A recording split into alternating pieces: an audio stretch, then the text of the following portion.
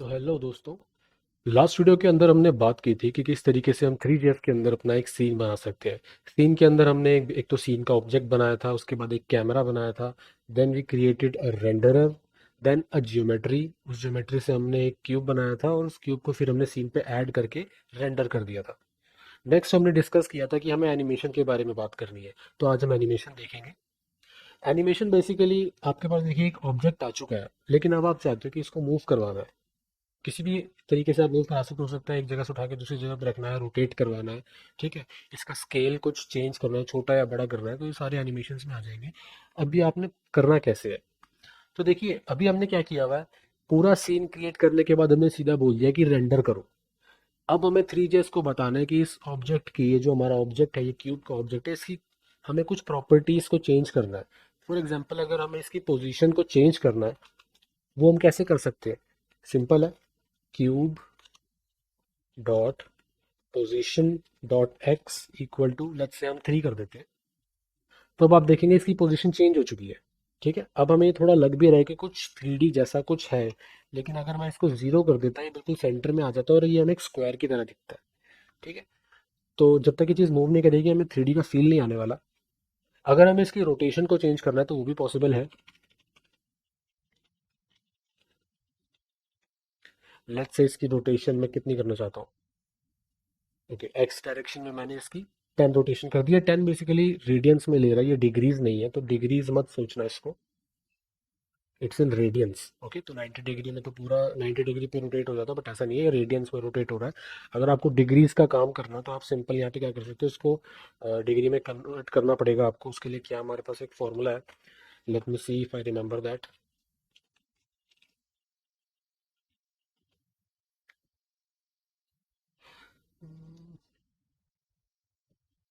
यहाँ पे हमें इसको मल्टीप्लाई करना पड़ेगा डिग्री से, एंड देन डिवाइड बाय 180।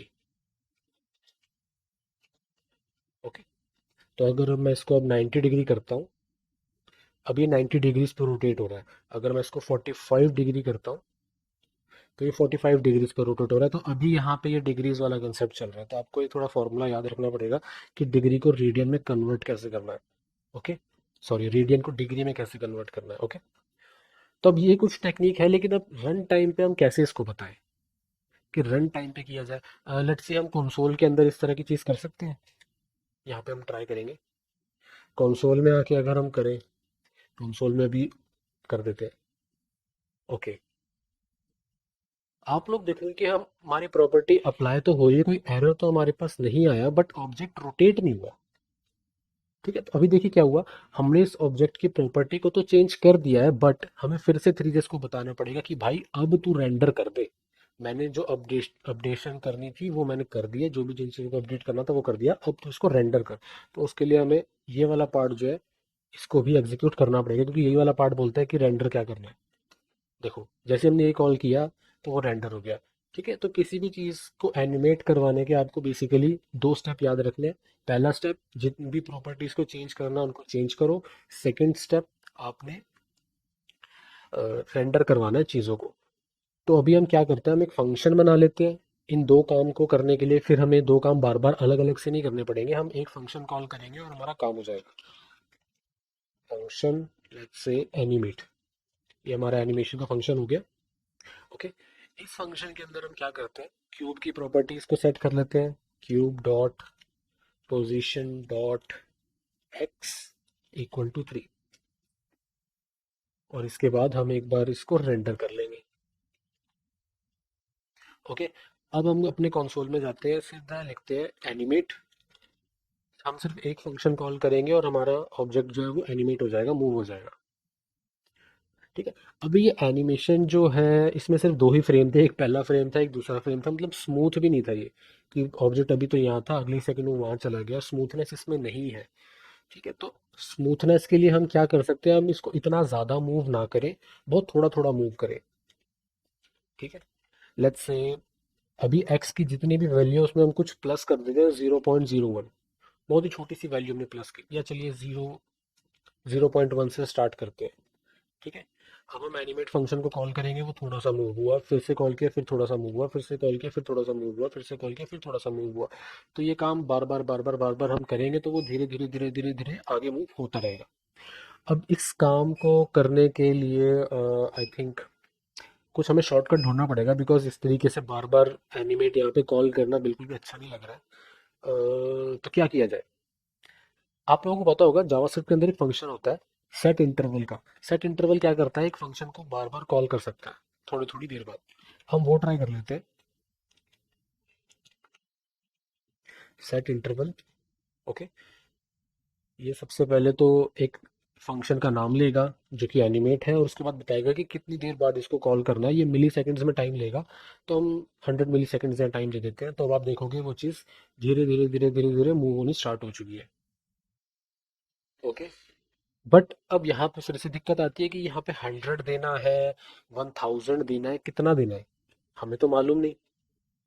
हमारी कोशिश ये रहेगी कि बिल्कुल भी जैक्ड ना लगे, बिल्कुल स्मूथ लगना चाहिए, है ना। तो अगर मैं 100 मिली सेकेंड्स देता हूँ तो ये ऐसा दिख रहा है। अगर मैं इसको और छोटा कर दूँ तो ये कैसे दिखेगा? अभी ये थोड़ा स्मूथ था। अगर मैं इसको और छोटा कर दूँ फिर ये कैसा दिखने वाला है? अभी भी काफ़ी स्मूथ है।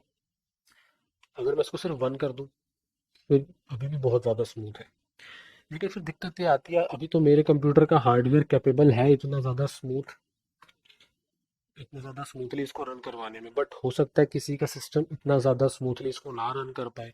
तो उस केस में क्या होगा, सिस्टम के ऊपर लोड आ सकता है। तो वहाँ पे आपने क्या करना है, एक फंक्शन हमारे पास दिया हुआ है, ये सेफ्टी के लिए फंक्शन दिया हुआ है, ठीक है। इस फंक्शन का नाम है रिक्वेस्ट एनिमेशन फ्रेम। हमने इस फंक्शन का यूज़ करना है। अब इस फंक्शन की रिक्वायरमेंट क्या होती है कि ये एक फंक्शन लेता है एज अ पैरामीटर, कि जब भी नेक्स्ट फ्रेम मेरे पास अवेलेबल होगा मुझे इस फंक्शन को कॉल करना है, ठीक है। सेट इंटरवल भी बार बार एक फंक्शन को कॉल कर रहा था, यहाँ पे हमें टाइम बताना पड़ता है। रिक्वेस्ट एनिमेशन फंक्शन जो है ये भी एक फंक्शन को करेगा, बट यहाँ पे हमें बताना नहीं पड़ेगा कि कितनी देर बाद करना है, ठीक है। वो अपने आप ही जब उसको सेफ लगेगा, जब उसके पास ग्राफिक्स का सिस्टम अवेलेबल होगा, वो अच्छे से रन कर सकेगा, वो तभी रन करेगा। और ये टाइम डिपेंड करेगा कि आप कौन से सिस्टम पे हो, उसकी कैपेबिलिटी कैसी है, उसका हार्डवेयर कैसा है, ठीक है।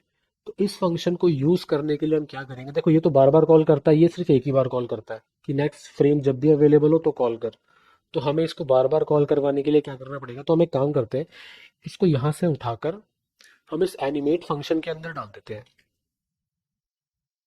डाल दिया इस एनिमेट फंक्शन के अंदर। तो अब जब भी एनिमेट फंक्शन कॉल होगा, वो ये सारा काम तो कर लेगा, क्यूब की पोजीशन चेंज करी, उसको रेंडर किया, बट वो रिक्वेस्ट एनिमेशन फ्रेम भी कॉल करेगा। यानी कि नेक्स्ट फ्रेम जब भी अवेलेबल है एनिमेट फंक्शन को दोबारा से कॉल कर दे। और जैसे ही एनिमेट फंक्शन दोबारा कॉल होगा नेक्स्ट फ्रेम के अंदर, वो फिर से क्या करेगा, पोजीशन चेंज करेगा, रेंडर करेगा, और फिर से वो क्यू में ऐड हो जाएगा कि भाई दोबारा से कॉल करना है, ठीक है। दोबारा से जब कॉल होगा वो फिर से वही पोजीशन चेंज करेगा, रेंडर करेगा, तो ये साइकिल चलता रहेगा, ठीक है। तो अब हमें क्या करना है, एक बार हमें एनिमेट को खुद कॉल करना पड़ेगा। फॉर एग्जाम्पल यहाँ पे अगर मैं कंसोल में जाके एक बार खुद कॉल कर देता हूँ, वो देखो वो बहुत स्मूथली रन हो गया। और ये बहुत सिस्टम जो है बहुत सेफली रन करेगा अ, हर एक सिस्टम के ऊपर, हर एक पीसी के ऊपर, ठीक है। अब यहाँ पे एक चीज़ एक्स्ट्रा दिख रही है कि देखो, एक तो पहले मैं खुद रेंडर कर रहा हूँ चीज़ों को, उसके बाद एनिमेट कॉल करवा के मैं फिर से रेंडर कर रहा हूँ, तो दो दो रेंडर आ गए। इनिशियल इनिशियल जो पहला स्टेप होता है रेंडर का, वहाँ पे दो रेंडर हो रहे हैं बिना किसी बात के। तो हम यहाँ पे एक काम कर सकते हैं, इस वाले रेंडर को हम हटा सकते हैं, बिकॉज इवेंचुअली हमारा ये वाला रेंडर तो कॉल हो ही जाएगा, ठीक है। तो एक ही काम को दो बार करने के लिए क्यों कहना, ठीक है जी। अब हमें क्या करना है, बस ये एनिमेट वाला हमें खुद कॉल कराना पड़ेगा एक बार, क्योंकि एक बार तो हमें इसको स्टार्ट तो करना पड़ेगा, बाद में ये चलता रहेगा। तो हमने एक बार खुद इसको कॉल कर दिया, स्टार्ट हो गया सिस्टम और ये चले जा रहा है। अच्छा, अब ये भी दिक्कत आ रही है, वो तो भाग ही गया आगे, ठीक है। तो भागने से रोकने के लिए हम क्या करते हैं, एक यहाँ पे वेरिएबल बना लेते हैं, लेट फ्लैग। मैं फ्लैग नाम दे रहा हूँ, आप कुछ भी नाम दे दो, कोई प्रॉब्लम नहीं है, ठीक है। जब भी ये फ्लैग ट्रू होगा, ट्रू होने का मतलब क्या है, अभी एक्स जो है मेरा राइट डायरेक्शन में जाना चाहिए। राइट डायरेक्शन में कब जाना चाहिए, जब वो इस बाउंड्री तक ना पहुंचा हुआ हो, तो वो राइट में जाना चाहिए। अगर वो, ठीक है ना। तो ये उस चीज़ के लिए मैं यूज़ कर रहा हूँ, मैं आपको करके दिखाता हूँ तब आपको ज़्यादा समझ में आएगा। इफ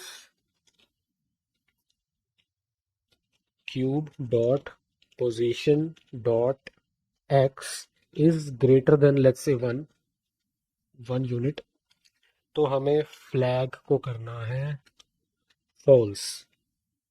फ्लैग फॉल्स हो गया, मतलब ये अब राइट में नहीं जाना चाहिए बिकॉज वो ऑलरेडी राइट में जा चुका है। ठीक है जी। उसके बाद else if cube dot position dot x is smaller than -1। अगर ऐसा है तो फ्लैग को कर दो ट्रू। ट्रू का मतलब क्या है, वो राइट में जानी चाहिए, यानी कि अगर मान के चलो बहुत ज्यादा लेफ्ट में आ चुका है तो दोबारा लेफ्ट में नहीं जाना, अब उसको राइट में जाना है। तो हमने इसको यहाँ पे कर दिया ट्रू। अब लेफ्ट में भेजना है या राइट में भेजना है ये हम फ्लैग के अकॉर्डिंग डिसाइड कर लेंगे। ठीक है। इसको यहाँ से उठा देते हैं, हम नीचे डाल देते हैं। ठीक है जी। इफ फ्लैग, अगर फ्लैग ट्रू है तो हम इसको राइट में भेजना है, अदरवाइज हमें इसको cube dot position dot x minus equal 0.1, ऐसा हमने इसको इधर भेजना है। देखो अब वो left right left right left right हो रहा है। अब आप चाहते हो कि थोड़ा ज़्यादा एक्सपैंड हो जाए, हम इसका ये बढ़ा देते हैं, 5 का इसको दे देते हैं। ये देखो 5 यूनिट्स तक लेफ्ट में जाएगा, 5 यूनिट्स तक राइट में जाएगा, और यहीं पर वो जंप करता रहेगा। इसको और ज़्यादा इंटरेस्टिंग अगर आपने बनाना है तो आप यहाँ पे कुछ रोटेशंस भी ऐड कर सकते हो।